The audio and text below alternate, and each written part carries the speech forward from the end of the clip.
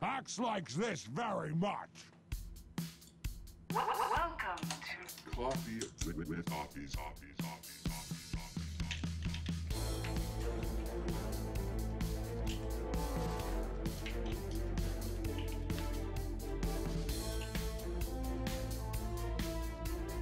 Five, four, three, two, one. Let's do this. Good evening and welcome back to Coffee with Toffees, guys. My name is Toffees, always bringing you the show every Monday, Wednesday, and Friday. You can find me at Toffees_Dota2, as well as in other various places we'll cover at the end of the show. But without further ado, because Dak is just around the corner, let's get into what we all came here to talk about, some DAC among some other things. And I'm joined by my two guests tonight. I've got GranDgrant and AshniChrist joining me on the stream. How are you guys doing this evening? Super. How about you, man? Awesome. I'm good. Thank you. So what we're going to do today night, guys, we're going to do a quick touch on some of the bigger news stories that you probably would benefit from hearing about that's been going on in the Dota scene. And then from there, we'll jump into a little bit of DAC discussion. Basically, a lot of our fans of the podcast tend to work regular hours, if that makes sense, during the weekdays. So you missed out on a lot of what happened during DAC the last couple of days. Now, I know that you're all going to watch a copious amount this weekend, so we'll get you caught up on what's happened so far so that you have a good baseboard going into what's happening next. Now, news information that I think is worth mentioning, and I'd love you two to give me your ideas or thoughts on it as we roll through it. A big one that was announced by Join Dota is that Blitz is joining the team. So we know that Durka, we know that, who was it? Slipping my mind right now. The Russian caster they just signed.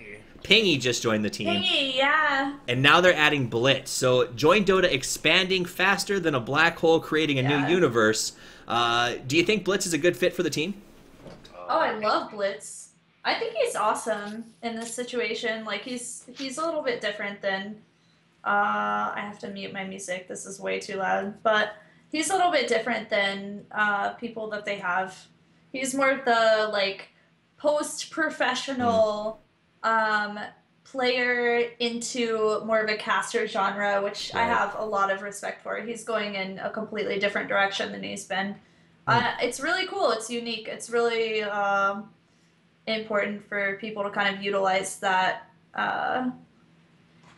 Yeah, it's a big change yeah. to what he's done in the past. Grant, are you have you had the pleasure of playing with Blitz in the past? Or, Yeah, I actually just played with him this morning. That's why. The thing is, I talked to Blitz this morning, and he said, I asked, so when are you going to Berlin? He said, I have no clue yet. So I'm not even sure when that's going to happen. But Interesting. one of the things is, it's like the three people I said that I think are really good co-casters in the general sense that they're pro players are Trouf, Cinderant, and Blitz. So I think Join Dota needed one of their own, like, Cinderants, pretty much is what I was saying. Okay. Yeah. Yeah, and I think that fits. It's good to have that ex-pro perspective. I mean, but then you take that to the next step of he's a guy who writes guides that's respected by the entire community for doing those sorts of things. I don't think that they could have gotten a better choice. And while a lot of folks, I think, gave a little bit of lashback on the Durka pickup, just maybe due to visual representation in the last year, he just hasn't been around as much. Like, who is he kind of thing? Exactly. I just don't think anybody can argue Blitz. I think Blitz is just a great choice, and I'm glad that Join Dota is expanding their sort of professional second caster position, which I really, really like. All right, so the next piece of information, we're going to go fast because we want to get this over and out. My shows are short, but they got to mean a lot. Esports has been announced as a second-level Olympic sport in Korea. What does this mean to you as a viewer? Not a lot, except for the fact that now it means that the Korean Olympic Committee is actually pushing for esports in the actual Olympics. Will it happen? No time soon, but it does mean that there is literally an official pitch now available to the IOC, the International Olympic Committee, for esports to be in the Olympics. What do you guys think about that? Fuck yes. Fuck yes. Like, the thing I'm realizing, though, is with this going on, the only thing it means is that League of Legends is going to have a shot at from what I've heard from the insiders, it's like esports is League of Legends currently in Korea and the whole Olympic board. So Dota-wise, I'm not feeling too good about it, but I mean, esports, right? I guess. I think I saw on Twitch.tv's newest 2014 projections. I think Dota was actually the biggest game in South Korea. Mm-hmm. So I think it is actually awesome. Like that brings a lot to the community. Mm. That's like a huge deal to have that kind of viewership. So I don't know. That's my standing. I might be wrong. I mean, and I think at the end of the day, any step, and as much as we feud, and let's put that out there and say it truly, we feud between games, especially Leaguers and Dota. You know, my brother-in-law plays a copious amount of League of Legends. I give him tons of crap at Christmas. He pretends that his game is better. I then make fun of him for being unwilling to admit the truth. But at the end of the day, one giant leap for Dota is a big leap for League of Legends, and I think that that's a valuable thing to remember. I hate to compare the two, but honestly, I think that if Dota's getting, or if League of Legends is getting the exposure, ultimately it's gonna come down to Dota. It's kind of like the trickle-down effect. Mm-hmm. Dota is gonna have the more serious people, like the people that don't just want to ride a bike, but the people that want to be like BMX racers. It's really good for the community, I think, in general. I think so too. So that's a kind of a big piece of news that I think could be valuable in the long term. But for now, it's just sort of a neat thing. It's, you know, like them banning the Philippines Dota. It's something to remember and think about, but not a huge piece of information at this point. I will also say this and leave it at the last piece of non-DAC related information. It was announced that workshop creators have taken over $57 million since 2011. That's a lot of money. Real quick, in a couple of sentences, what do you think that says about Dota or esports as far as the fans go? Ashni? Wait, can you say that again? Workshop creators, so the guys who make the items that we know and love, have made $57 million since 2011. Is that good or is that bad? That's awesome. I mean, it means that Nuxie's making a fuckload of money. Amen. Yeah, that's true. Well, you know, when she sits there for hours on end, like doing the smallest little detail work, you got to imagine the money's got to be there. Yeah. I think it's great. Like, that's just a different subculture of the community that is also being promoted in general. So that's really good, I think. I don't know, to have people that kind of like sit there and focus on the like physical representation of characters for hours on end a day, and sometimes those projects can take weeks. Like knowing like Fwashi's experience with it and Nuxie's experience with it, they spend a lot of time on it, so they really do deserve any kind of money that they are pulling in. I agree with that. Grant, good or bad? I mean, I think it's good. You can but, like, disagree with me. It's okay. How do they distribute it? Like, it's not like a Nuxie does all her stuff by herself. You know what I mean? She obviously gets with other creators, and they work on stuff together. But only the main creator gets her money. I don't know how they distribute I think it's or, like, private contracts, how much it goes to. I know that different tournaments pay the designers different amounts based on the item. So a really nice item may actually cost a tournament ticket a little bit more. And if they pay out, like I know there was a lot in the past of like Starladder not paying out the artists. Even joined Dota, I think season 1 didn't pay out, like to the people who didn't pay money. Right. If they pay out, I think it's good. But it's a good thing if they pay. I think the other question that sort of this brought up is, does this show that the only reason tickets sell is because of hats? And I know that, like, even to the point where the DAC Compendium was asking, did you buy this for the games or for the hats? Exactly. And the question is, do you think people buy tickets for hats or for support? Okay.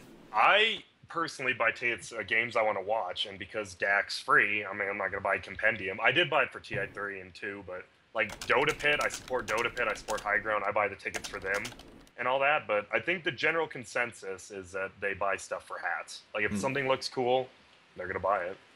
Interesting. So I guess low percentage of people. And this may be a discussion for another show, so we can move to DAC, but I think something to consider is what happens. Hey, it's Gorgon. So Gorgon the Wonder Cow joining us, guys. Hi!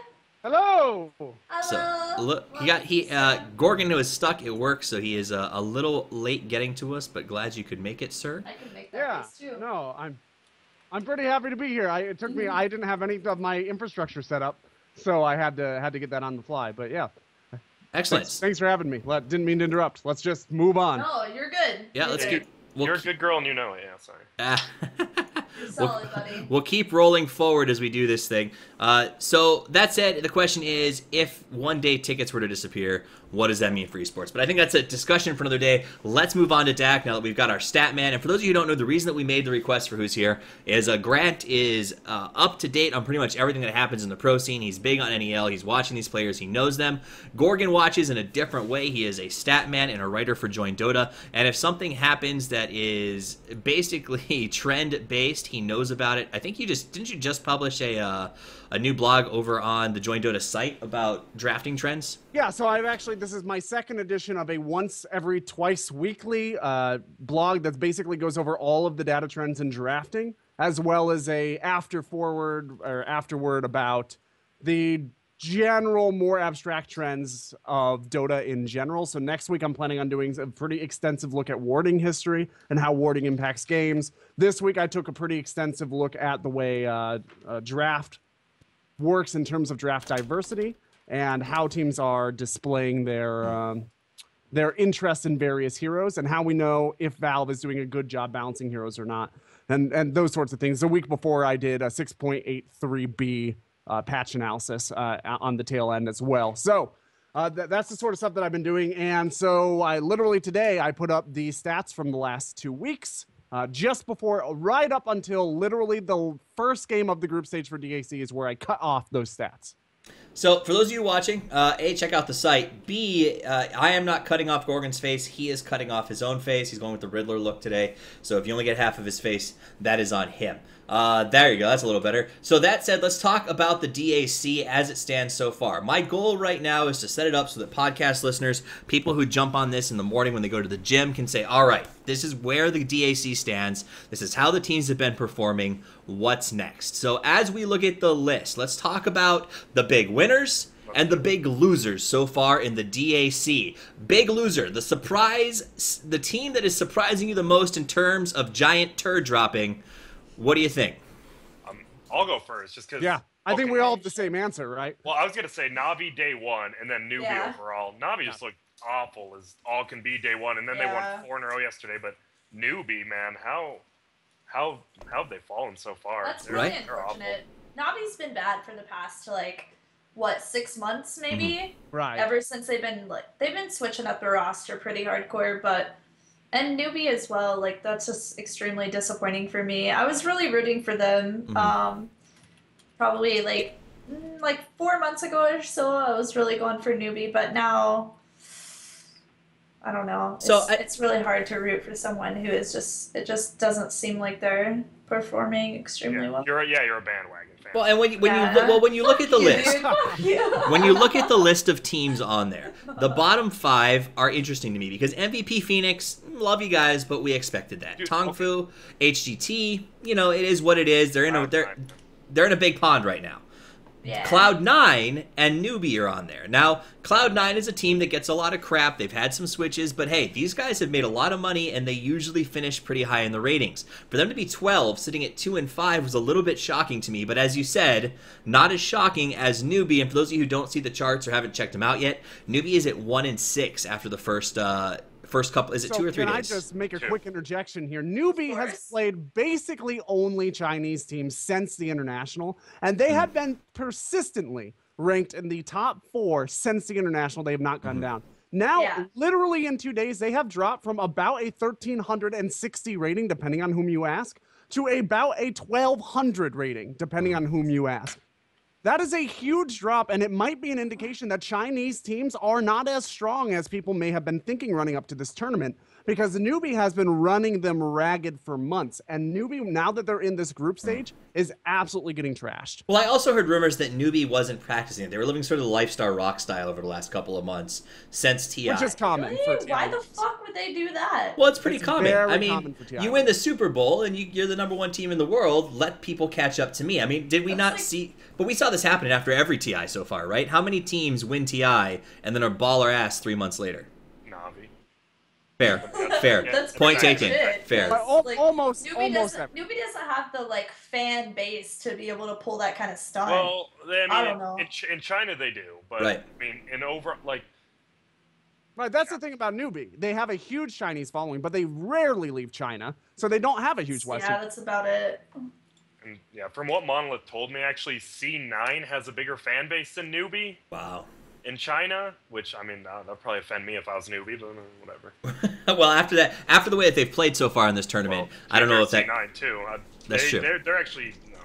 There's still plenty of time for them to pull out that spiral, but yeah, C9 is also not doing particularly well. And I think Newbie is maybe the most surprising, though. Newbie's definitely surprising. C9, though, I think we thought would do much better. Do you guys have you watched their games? Yeah. Do you have anything to attribute to why it doesn't seem to be working? No, Tail's not a good player. Oh, Well, that's from a Dis. Wow. Aaron? a me hashtag playing- shots fired. A me Aw, playing dude. him and Hero, like in the other game, Han and Dota 2.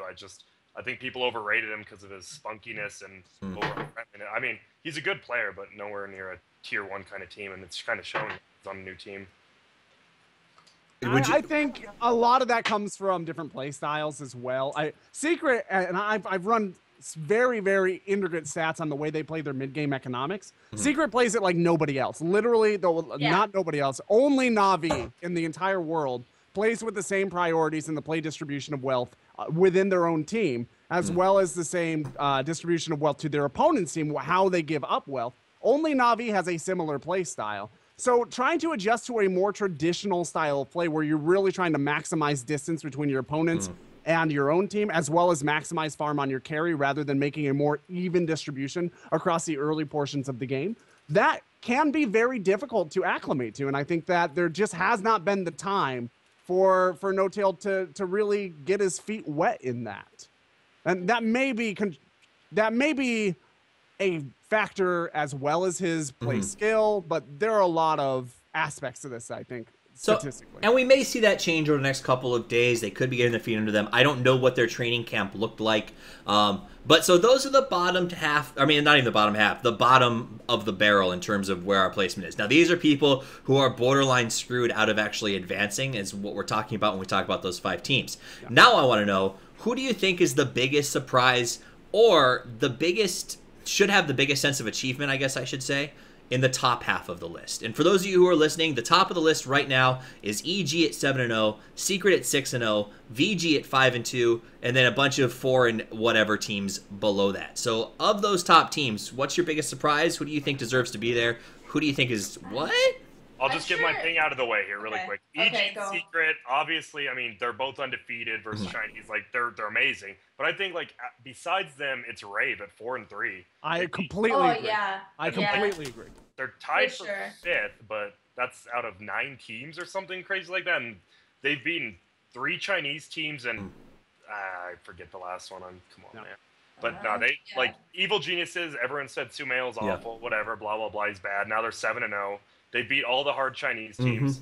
And Secret, I mean, if you're undefeated right now, it's a surprise. Like going undefeated in best of ones is really surprising. Yeah, it's very difficult to do. Rave is my surprise as well. They're a good team, but I would not have expected them to be above Hyper Glory team. I would not have expected them to be tied up for that 4th place spot or 5th place spot, wherever it is that they are. They've gone up in the last couple days. They peaked up into 3rd in the world because of the teams that they're beating and the amount of ELO that they're getting. Yes. Now they're sitting pretty handily about 9th, but still, that's really good for a team that's relatively unknown. Well, and I agree with that. And we can take a second to jump away from the Secret EG, well, I don't know how to say it, Love Fest that we're going to have in a second. But let's talk about Rave, because Rave is a big surprise. Did anybody in this room expect them to be doing as well as they did? No. I expected MVP Phoenix to be better than them. I did too. I mean, Yeah. But I guess does this, on the show we talk a lot about the SEA scene and how they don't get a lot of respect in Dota right now because of the nature of the scene, the 322 scandals. They're sort of a developing region in terms of representation on the pro stage. And I think that a lot of the big teams write off the SEA teams for these tournaments. Do you think that Rave's victories are a byproduct of the fact that the other teams have sort of written them off and didn't think they'd do well? Or are they just showing us something that we haven't seen before and deserve the recognition that they're getting and will continue to get if they play this way? First thing, I think that the one game MVP, MVP won. They did a Warlock dual lane against Newbie. They beat Newbie, and I don't know, that just surprised me. And that was where that GIF on Reddit is of that guy losing to a Warlock ult. with his troll. Yeah. I think they are surprising, but Rave, I mean, it's like they haven't had time to study Jo. He's been at an international. It's just, I think they're just improving at a bigger rate than anyone else has. It's nice to see. NA Dota Jo. Shout out to North America. So he's a big part of it. Gorgon, Ashni, do you guys think that their success is because they've been under the radar or because they are just that good? We have seen Southeast Asia teams do well at this stage in tournaments before, so this is not wholly surprising that the region would provide a team that's doing well. That being said as well, Rave has been fluttering around and toying with what I would consider the tier 1 slots, which would, in my book, tier 1 is around top 12 in the world. That's, if you can get to the international, I consider you tier 1. That's my personal kind of cutoff point. They've been kind of fluttering around there for a while, but once again, this is a team that doesn't get a lot of play outside of the region, so I would have naturally expected them to drop very quickly when they start playing outside of their own region with regions that have much more experience, much more general skill, and certainly much more or many more resources to devote to Dota. That's the surprise to me, that they're not being pushed around by China, that they're not being pushed around necessarily by Europe. There's not really a lot of North American teams to, or any North American teams to push them around here, but I suspect they would also not be pushed around a whole lot by North America. So,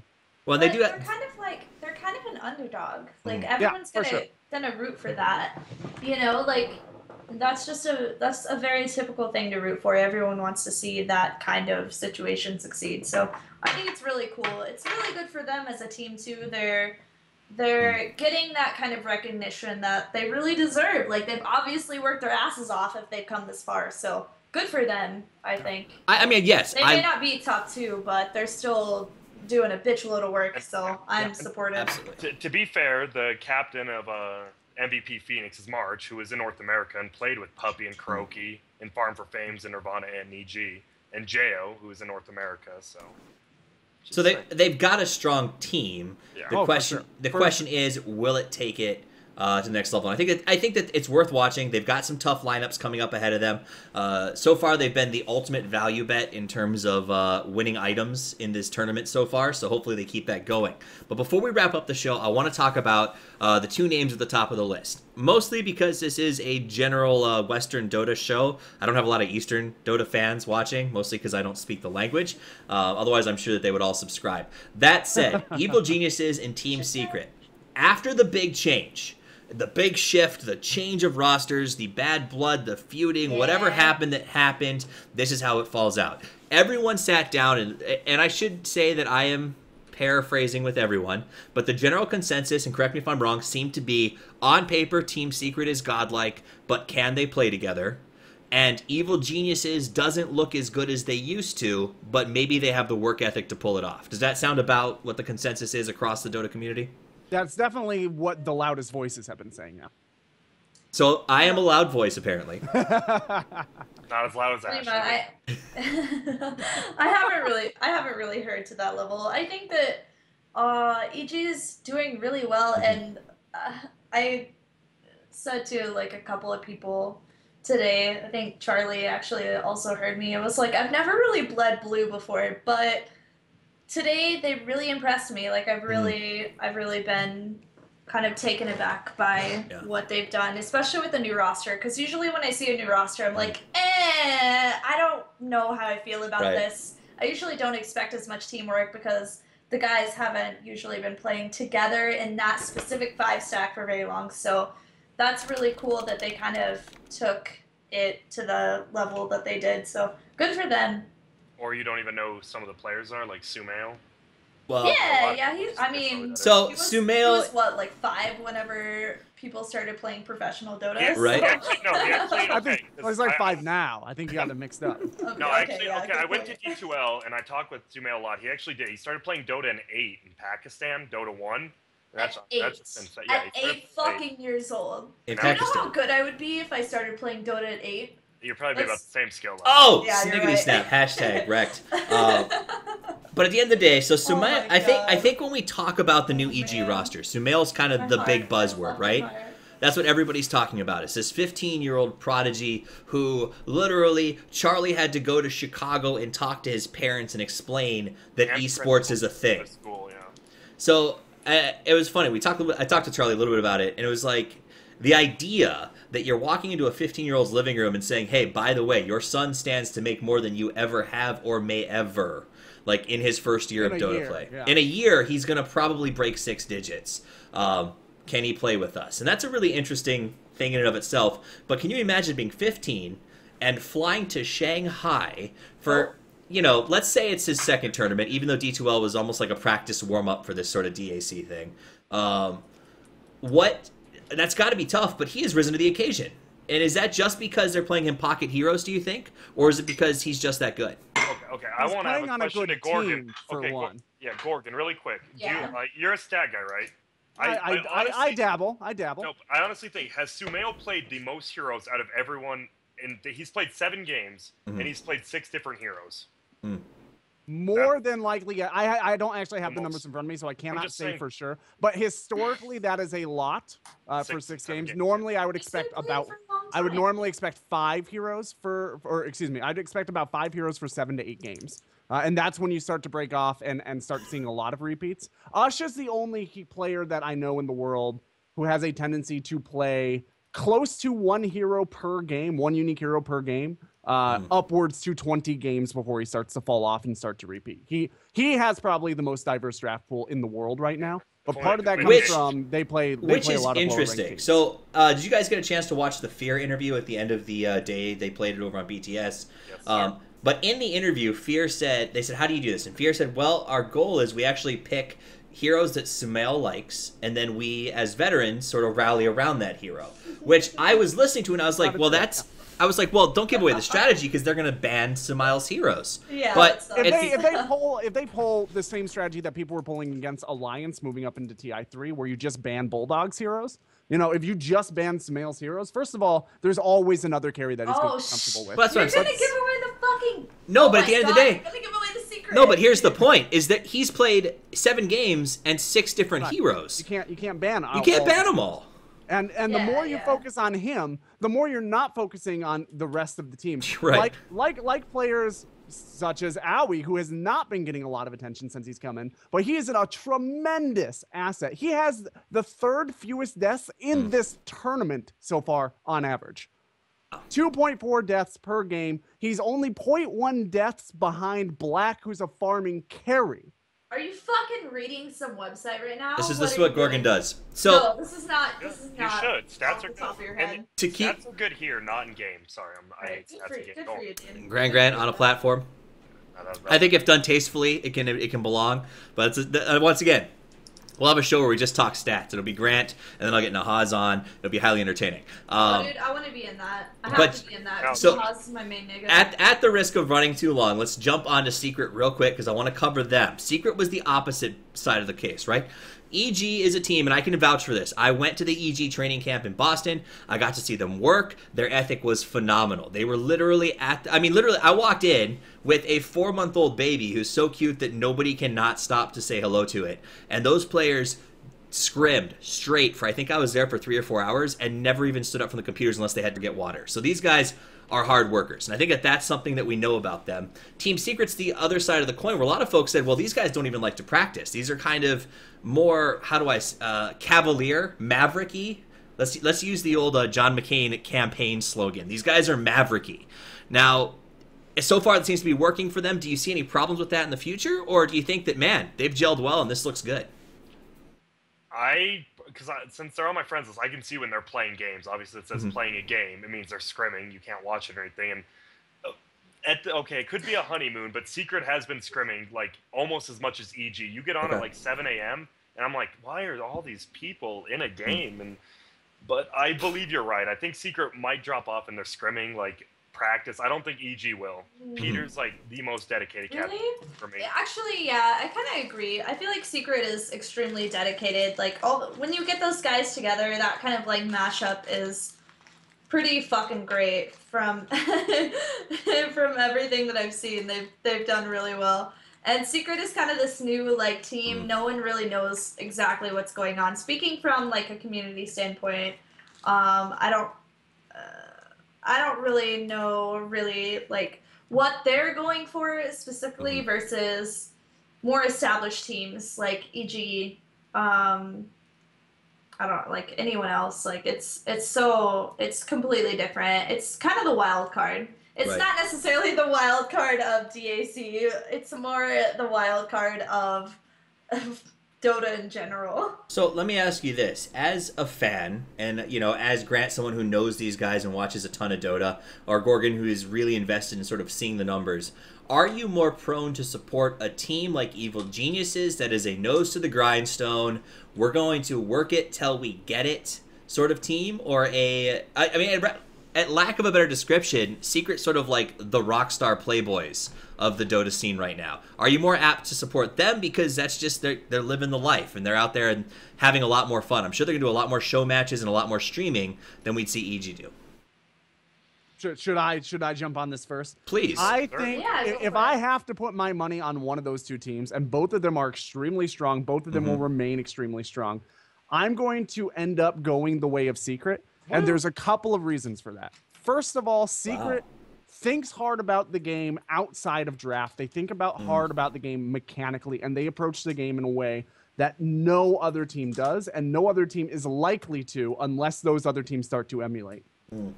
The other thing is, unlike EG does do a fair amount of meta shifting, and they do a fair amount of outside the box thinking with their drafts, but they really have a tendency to play on current meta, whereas Secret has a tendency as a team to draft, and Puppy specifically, in his history, has had a tendency to draft outside of meta, regardless of what the meta is. He will draft for a strategy which fits the play style that they're approaching, and I feel like that thought process leads more to victory. Because he's a fucking amazing drafter, and he Yes, always he has is. been. Like throughout his entire career, in my experience, and I honestly have not been in the scene surely as long as you guys have, but he has been on point all the time. He is great. So, and there's a point to that, though. He's really good. He's really strong and kind of has these fly by the seat of his pants passion drafts, right? He has these drafts where you're like, whoa, I was not expecting that. Wow, that could really work. And I literally That's I call them cool. passion drafts because it's just his Yeah. he's smart and he sees the actions and makes the moves. PPD is the opposite, right? PPD is probably I think Grant might have said something close to this. He's probably one of the hardest working captains in Dota right now. He's always looking at meta. He's always theory crafting, and you can tell that like he is trying to find weaknesses before the game and comes in prepared. The question is, which of those is better for the long term? So I guess if I asked you this, out of those two teams, looking at TI in a couple of months, who do you think is the favorite to go in and perform better than the other? I want to say Secret, but I'm a huge fangirl right now, so I don't know. From a more like professional perspective, I'd love to see Fire.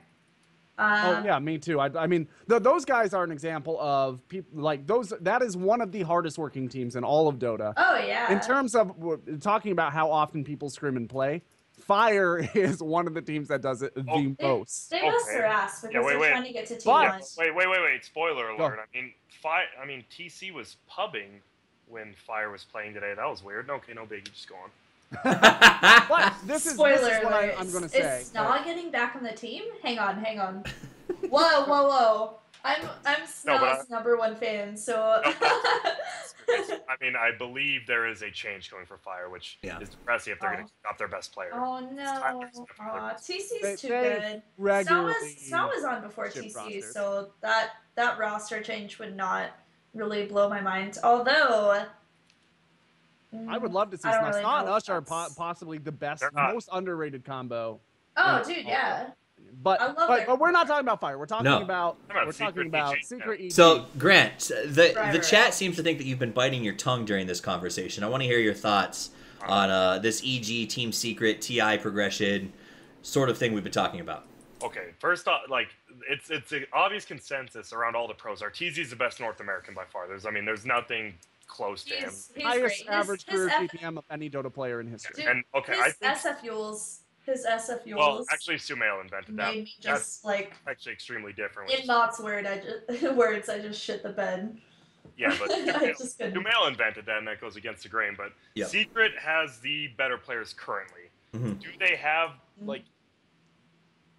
I don't even know how to go. I think The work ethic? It's a better team right now, but EG has 100 times more, like, just to improve, like, Right. just in general. Like, I see. Peter will help somebody improve a lot more than Puppy will at this point. in his That's career. true. I think So, that's true. so is it I safe think to that- say? Is it safe to say, generally, right now, not just on paper but in game, Secret is probably, with the exception of maybe VG, though they could prove it otherwise this week, the best team in Dota talent-wise, whereas Evil Geniuses is a team that has probably the highest ceiling that they can climb to, if that makes sense, with the right training and development? I hope so, but all I know is this matchup coming up that's not going to matter, Secret versus EG. It's the last game for both of them, and they're probably both going to be undefeated. I have $35 on Secret versus. I mean, but at the end of the day, that's the beautiful thing about it being at the end, though, right? Because it won't necessarily matter, but it will absolutely matter to these two teams. It'll matter to my money pool. Too. And your money pool. But Yeah, I can yeah, guarantee fucking you these two teams are looking forward to this meeting on both sides of the aisle. So that should be interesting. Before we wrap up, I want to ask real quick about VG Gaming. VG Gaming is, I mean, they're gods among Dota. They have been playing phenomenal. They did really well. I mean, they won D2L. What is going on with them right now? I mean, they're 5-2. That's good. But they did not look like they were coming together cohesively in some of the games that I watched them play. Yeah, I think they're a little overrated in this specific tournament, to be completely honest. They're a great team, but I think lately they've been just having issues. Maybe You think they they're just overrated? they haven't Third they haven't place? really performed. Yeah, I mean, I think they are a little bit. I Can I you mean, name I all might five be players? wrong, but Wait, maybe Ashley, they're Ashley, going. Ashley, Maybe wait. they're gonna go. What? Ashley, name 3 of What? their 5 players. 3 of their 5. I don't Yeah. fucking know. You have I 5 don't- seconds. I have 5 seconds. Can I Google this? No, I don't. Like, it doesn't. No, it Black, doesn't super, matter, ice, ice, but ice. They. All right, good job. Those are the 3 you remember, right? If you have to remember Shut up. 3, those are the 3. Even Well, though- I would argue that FY has been kicking ass Oh, at taking FY is the names. best No, player in the world. I think I FY is just amazing, almost but he's got not the player really- people remember True. because he I doesn't just have the almost flashiest got really role. nasty. So, all right. I think they're good. Don't get me wrong. Like, they're really good. They can definitely do well in the future, but I personally, like, from my perspective, I like to root for an underdog. I love to see someone kind of come up from the bottom, which is why I'm I'm bleeding blue lately, and I'm rooting for Understand. Secret as well, because it's just kind of like a different standpoint. Well, and give Secret credit where credit it's is a due. different situation. So Yeah. with regards to They're all BG, great. The thing is, Secret is all individually, they're all super freaking great players, and they have not really been on teams together. They're kind of like a collaboration of every super fucking awesome Dota team that has like been in existence for the past like 3 years. So good for them to really pull it together and create a team out of something that didn't really exist before. So I'm really interested to just kind of see what comes from them. It's not that I'm like super fangirling over this specific team, but I think that it's really cool to pull a bunch of people from different teams and just see what happens. That's true. Also, that's true. money- That's I true. think it's cool. I think it's a really cool dynamic It to is. deal with. Gorgon, where were you going? I was going to say, Yeah, with go. regards to VG, Mm. they hit their peak around late September, and they've been trending downward in terms of their performance since. That being said, I think they are at risk of overreacting to their performance issues, quote unquote, that they've been having. And they're so used to being considered that #1 team. They had a Right. month and a half or so where they were the world's #1 team with very, very little rivalry. They had EG and for a little bit of that time Secret, but they've since then started to slide off. And my concern is that they will slide into something like World 6 best team, and instead of practicing really hard with the squad that they have, they will overreact, ship Blackout, try to find a Chinese farming carry to that end to And you try don't and think that's knock a good themselves idea? back up into #1. He can't communicate with them. Like, I mean, there's always going to Well- be problems there. He cannot. I can assure you, he doesn't know Chinese. He still won't. Well, when He I was never will. talking to Black at ESL New York, he said that he's got about 100 phrases under his belt. He's starting to get it for in-game. Out of game is a big problem for him. In-game, not so much. Obviously, communication is going to be a bit of an issue, but we've seen I mean, Black has said it to me. I've seen in other interviews some other players coming from Speed International way back when, and some other teams, that international communication is not as big of an issue for most teams as people make it out to be. Obviously, it is an issue, but with some work, you don't normally have as much of an issue. And we can kind of demonstrate that by the fact that they sustained #1 in the world for like a month and a half. And that was when he was brand new to China.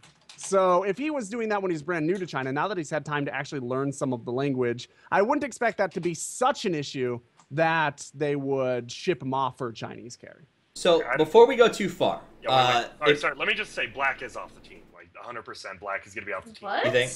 Yeah. See, Are you kidding me? This is my concern. Why? My concern is that they are going to, and if this is in fact the way it's going to be, my realized concern is that they're going to get rid of Black. They're overreacting to a negative trend, and instead of swinging the trend around with the squad that they have, that they know it has been proven to work, because the team as a whole has difficulty adjusting to meta shifts. They're going to go ahead and kind of pin it on the wrong issue, I think, and try to make for a quick breakaway back toward that #1 by picking up somebody that they think fits with the team better, rather than making the team as a whole fit the current metagame better. And it may be better for them to pick up a player off of if you look at the list after DAC, there's a lot of Chinese teams that are not performing the way that they expected people to. So shifting and trading is totally a possibility. That said, I think there's a couple of Western teams that would do really well with Black on their roster. So I think that this may actually be better for sort of an East-West shift. He actually has a huge future. Like, he can go. I mean, he could probably get onto any team he fucking wanted to right now. Even Secret? He is great. I mean, well, maybe not a team that just picked up again. Oh my god, you're pulling my fucking. You are getting bodied though. You're pulling my fucking. You're bodying So me, dude. that said, guys, because in the interest of not going too late, I do want to say this tournament ends on Sunday, if my math is correct. Am I right? Sunday's the last day? Oh no, absolutely not. This is for group stages. That's right. Yeah. So group wraps on Sunday, and then playoffs are on the 5th. Wait. I have my calendar. No, I already pull told this you. shit up. Yes, the group stages end Sunday, and the tournament ends on the 9th. That's right. Okay, so I would at some point next week love us to get back together to talk about the group stage, put some projections out there. But for this moment, who do you think is going to come out on the top of the group stage list, make a prediction? And I want to know now, just out of curiosity, which team, based on the last 2 days, do you think looks the best for the TI run-up? Gorgon? Secret, probably for both of those. Okay. Grand? I mean, I love America as much as the next, but Secret. I mean, Oh. Arteezy's the man. I think Secret. Well, I think Oh my God. Secret's gonna be undefeated through the group stages, I believe. And then I run up for TI4. I think It's so early to call that. TI5. But- But It's a little late to call TI4, I guess. No, here's the thing, too. Me saying that is not an indicator that Secret is my favorite team, or even the team that I want to win. Okay. Secret is the team that I think has the best chance based on what I've seen trend-wise. They're going in happy-go-lucky, and I think that's a better strategy than, oh my god, we got a winner, we're going to be screwed. It really does seem to play that way. Ash, what are your picks? I mean, I don't want to 3 out of 3 KO You said it, G but before here, so don't say Secret. I have to. No, I have to. Are you kidding me? Call I would Hyperglory definitely. Make some, make No, some I was waves. definitely gonna secret it. I was definitely gonna secret it. Okay. Like EG, like I said, I've never bled blue before, and I'm definitely rooting for them. But I just feel like Secret has their shit on lock, so that is kind of what I am rooting for. I don't know. I saw that Artur SF earlier, and I was like, dude. I can't. Yeah, I was like, I have to sell out for this. I'm gonna sell my rares. Here you So go. I'm with you guys. I think that Secret will probably take this tournament, or at least we'll see. Hopefully, EG Secret in the final, because I think everybody wants to see that. There's still a lot of time outside of the group. I will shake it up and say that I think that EG, if they keep the same roster, looks really, really good for TI5. But we'll leave it at that, because like Grant brought up, they have an insanely high roof for improvement, especially in the form of Samai, who. He's got veterans. I mean, his coaches on that team are PPD, who loves to work in Theorycraft, Fear, who's been playing the game since 1942. He's got Universe, and he's got Aoi 2000. I mean, these guys are... Charlie, too. I mean, Oh, right. For sure. Dude. If you've ever sat down and, had a drink or talked to Charlie, his understanding of the game is phenomenal, and his management skills are unrivaled. I was at the summit with him, and we kind of like all partied, but I didn't really get to talk to him. So like you were with him, much. but you weren't. Yeah, with I him. was like, Charlie, you're right there, and you're really cool, but I can't really talk to you because I'm so involved in what's happening over here. So, but yeah, he seems really cool. Yeah. And I think you're right. I think his resources, Grant, are He's really neat, good too. for Samai to improve. But that said, the DAC has started, so I don't want to hold us any longer. Yeah. Let's do some quick sign-outs. One last round of shout-outs. If you want to say something to your fans or tell them where to find you, please do. We'll start with Grant and roll right down the list. All right, give a shout out to my boy Seppi-kun, aka the Foot Worshipper, and also my You Facebook fucking is would. facebook.com/ultrazyn. Just give me a quick ad on there and just shout out to nadota.com. We found Sumail and our tour. Three best players in the world. There you go. Ashni? Okay. Nahaz, of course. I don't think he's really here, but he's pretty great. He's a good friend. Shifty, he's always here. Immel, hi, I love Immel. And then Iggy for supporting all of us. Like, I don't know. I have a little lady boner for the supports right now, so it is good. I mean, that's about it. Anyone All else right. that It's follows not me on often. It's Twitter not and often that Twitch. my shout-outs in the show include lady boners, but Lady that was boners! intriguing. Gorgon. Shoutouts always include lady boners. No. I mean, they Uh, should. I just want to go ahead and throw a shout out to Martin from Dat Dota, who basically makes all analysis for the entire pro scene possible Dat Dota. for anybody outside of a major studio. So, special thanks to Martin from Dat Dota. If you guys want to find me or look at my articles, at GotCowDota on Twitter. Awesome. And of course, guys, you can find me at Toffees_Dota2. If you like the show, if you like what we do, we're here every Monday, Wednesday, and Friday, bringing you Dota news, interviews. We're going to start adding some new panel stuff. So if you like seeing this sort of thing where we have a lot of folks on to just talk about the scene, I'd like to start doing that on Friday shows. So let me know that you love it. If you want to support the show and help us pay for all of the hosting and other stuff that we use, you can go to patreon.com/Toffees and choose to support it there. I'm looking for some studio upgrades so that you can't hear my kid crying in the background, which I don't know if you can, but he is. And I'm going to have to go check on that in just a second. But boys and girls, thank you for joining us for the show. Tune in to DAC. It is live with C-Deck versus Big God, eHome versus Secret, and Rave versus C9 to kick off the day. That said, have a great afternoon, evening, or morning whenever you're listening to the podcast. And as always, Toffees out.